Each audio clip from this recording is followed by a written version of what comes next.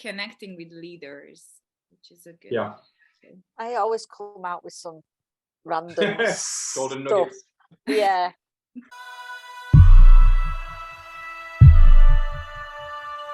Yeah, I think forgiveness is key as well. So just going back to my example, just forgiving those teachers and whoever else along the journey.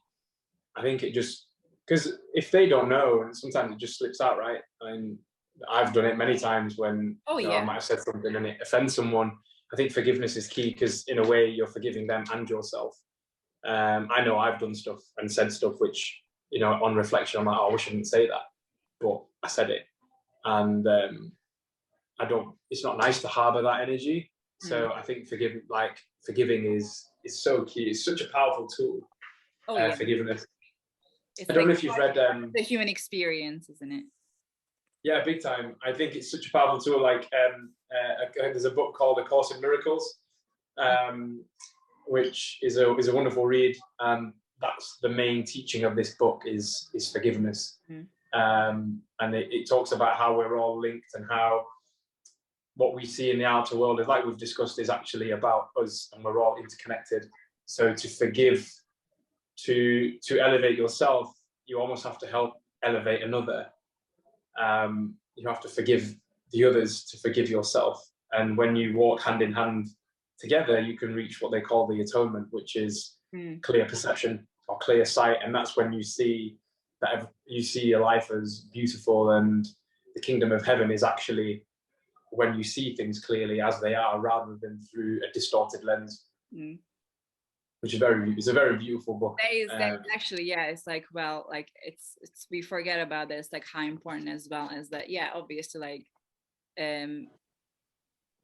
hurting people doesn't mean that it's it's not, again, it's a fact of life, but it's there. But if it's up to us if we forgive, because if we forgive, that basically just like elevating ourselves and lifting ourselves up first, and then the others around us. Ooh, something's just come to me. I don't know if this works or not, but self-blame. Self-blame and shame. Oh yes. It's like a topic of when I work with people, it's a topic of like daily topic, or like session-wise topic. Yeah, go on. Yeah, the word self-blame, if you put self-blame together, you get shame, or you can get shame. I know I've got a particular experience in my head. Well, I've got a few actually. I was a very angry kid, put it that way. And so my outbursts weren't physical, they were verbal. And yeah, I hurt people with those words, but I absolutely hated myself for it. So I'd always close myself off. I'd close and close and close and go, I wish I didn't do that. I wish I didn't do that. I wish I didn't do that. So I closed my throat chakra, my heart chakra, my body closed off. And I kept myself away from people, because I labeled myself as, okay, I'm the cause of people's pain and suffering. So let me cut myself off. I'll keep myself to myself, because I always hurt people. So I don't want to hurt anyone. So let me, I'll isolate myself. And it's only more recently I've started to kind of come out of that. But yeah, when you were talking, then I was like, oh yeah, I remember when I did that. I felt awful. It's bad. And I don't know, for me, it's, I've got, I can be quite verbal, but it's not something that should hold me back anymore. And even just having this conversation is a gret way to kind of identify, like, hold on a minute. I think, yeah, we all are, but I think it's just those extra energy. I think I talked to my mom about this yesterday, that when this build of energy is coming through, is basically like how I've been experiencing was the fact that when I was getting out of survival mode, when you're in this old version of yourself, when you build up this wall and this amount of energy to protect yourself from something that was hurting you, that's an immense amount of energy to build up to.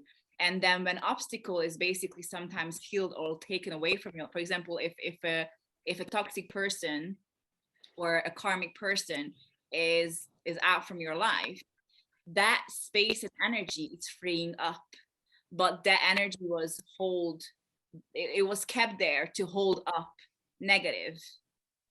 So how you do is you keep that up and it's still activated, and the way that it comes across to any other situation is that you snap, is that you start shouting, is that you start arguing, is that you start making a conflict out of nothing.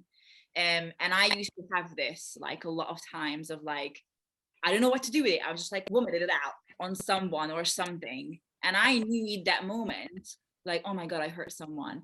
But when you hurt someone without even like noticing, because you did it already and you just realizing after a minute of like, oh my God, what I've done, and I cannot take it back.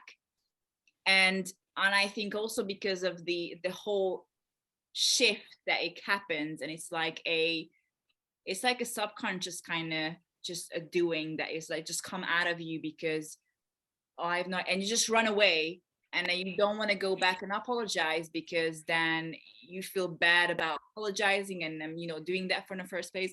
But I think it's coming from this survival mode of transforming the energy into something good, and then a lot of people not being aware of how to contain that. It's basically a superpower, to learning how to maneuver the energy that you were holding up and onto so much against something that was hurting you.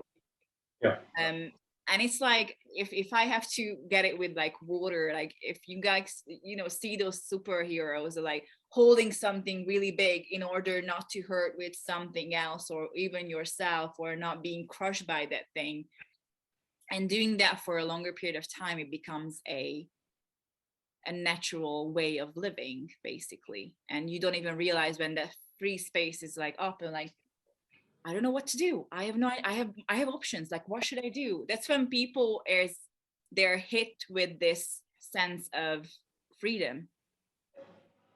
When people are, for example, me personally, and that was like self-blame, as well as blaming others, as well as not feeling enough, as well as not feeling that I'm doing enough, not feeling that I'm giving enough, because I was being in this space of like doing all the time. I have to provide, I have to do things, because then people noticed me, people knew about me, people loved me for that. And then when I started this like shift of like leaving the gym and not doing that part, and people, like some of the people being really supportive, and some of them are really being really, you know, not supportive, and that freedom is just hit me. I'm like, oh, what should I do? And you know, your higher self is like, oh, you can read a book, you can learn how to play a guitar, you can, you know, take care of yourself, you can actually do your skincare routine a little bit in a calmer version, you know, in the morning, you can have a breakfast in calm.